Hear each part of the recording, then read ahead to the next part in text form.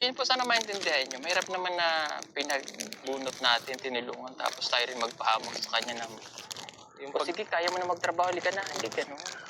Mali po Parang yun.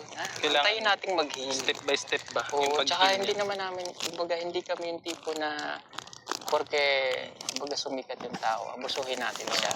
Hindi gano'n.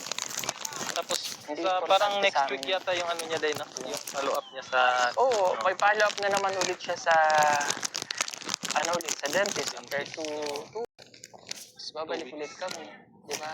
Hindi po kami, ulitin ko ha mga kababayan, hindi kami yung ugali, hindi po na vlogger na porke sikat na yung napasikat yung kasama natin. Eh, abusuhin natin siya na, sige, content mo na i-content yan kasi malakas yan eh. Madaming views. Hindi po importante sa akin. Hindi naman po yung views lang yung hinahabol ni Sir Paul dito, mga kababayan. Ang hinahabol ni Sir Paul po dito ay ang makatulong. So, kumbaga, hindi niya na iniisip yung ganung bagay. Kasi mas importante talaga kay Sir Paul yung pagtulong kaysa sa views. Diba? So, yun po, mga kababayan. I love you all. Oo, kung kagaya po kami ng ibang vlogger na for the views talaga. Matagal na po namin ginawa yun. Baka hindi na tayo nag-mission sa bundok Oo. tayo. Lagi na lang sa Chris na. Lagi na lang si Krista. O kaya lagi na lang siya ba yung ano, yung topic. Nasa Oo, video. manawa po kayo, mag-violet kayo lang. Diba? Ay, hindi po yun yung papel natin sa buhay. ang nakilala naman yung Pugong Biyahero kasi sa pagtulong. Opo, yun yung gawin natin. So, let's love each other. No hate, just love. And love namin. Sir Dami galit, kesyo daw, di nyo daw isiyasama sa Mindoro. Ginawa nyo lang daw ni Yaya, ni Aiza, ang daming demanding. Okay, explain din natin yung ang daming nagsasabing ginawa kong Yaya si Aiza, ay si Chris na. Chris na ginawa nating Yaya. Ginawa niyo yun. Ang sakit naman po yan sa sa part namin. Yes, hindi po namin isinama si Chris na kasi yun nga sabi ko, babae po si Aiza. Si Aiza hindi alagain.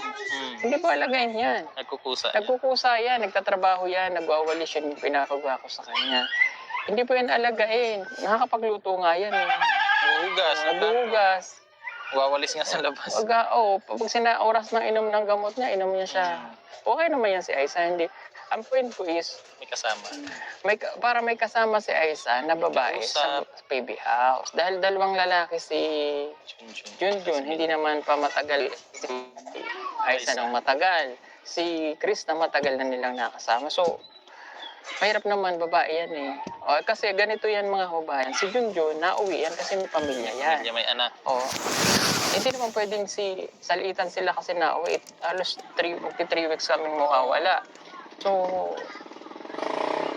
kanya-kanyang tungkulin po, kanya-kanyang gampanin sa buhay. Pero sabi ko nga, yun namang hindi namin pagsama kay Chris na may valid reason.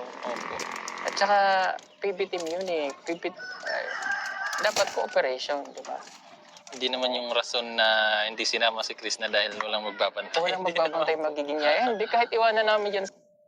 Makakapagluto yan.